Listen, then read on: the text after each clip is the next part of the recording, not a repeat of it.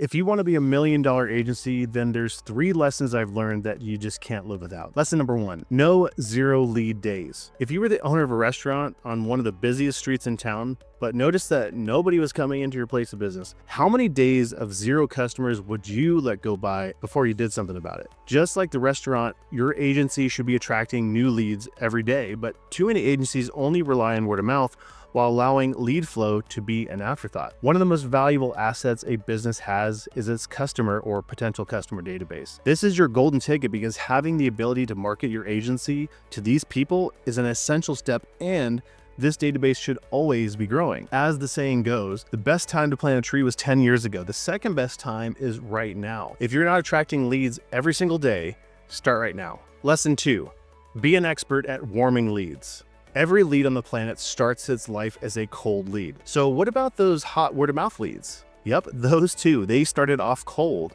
You had nothing to do with warming them up. It was the referral partner that did the job of getting them ready for you. Now understand this, the agency that knows how to warm their own leads will have as many hot buyers as they could ever want.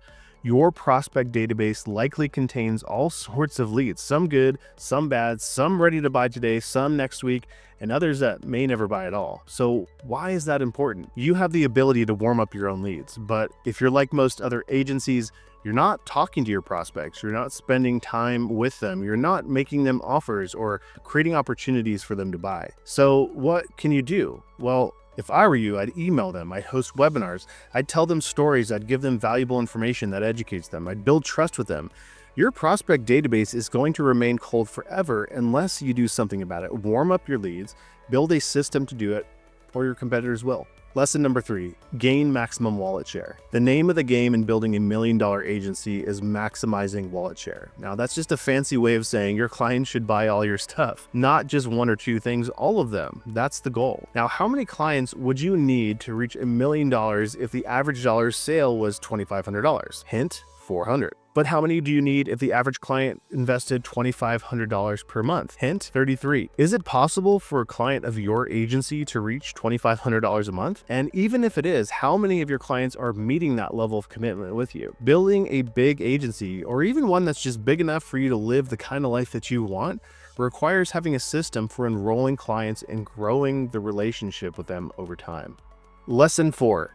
Don't get trapped in service delivery. One of the most significant and riskiest traps an agency can find themselves in is being stuck doing all of the work themselves. Agency owners are super resourceful people, and we often get into the web and digital marketing space because of our passion for actually doing the work.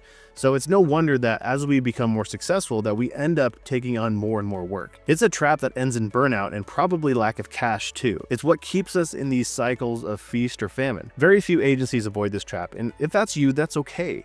We have to realize that there are 2 primary reasons agency owners get stuck here. Number 1, they don't know how to ask for help or they can't afford it. Or number 2, they don't believe that delegating work is possible. Fortunately, the first one is easy to solve. There are lots of trainings and lots of help available and steps of how to actually hire people, where to find them, how to delegate work. And there's also plenty of ideas and training on how to raise rates and charge more money to afford it. Unfortunately, the second one, not believing it's possible to delegate, is a little trickier to solve, though it's not impossible.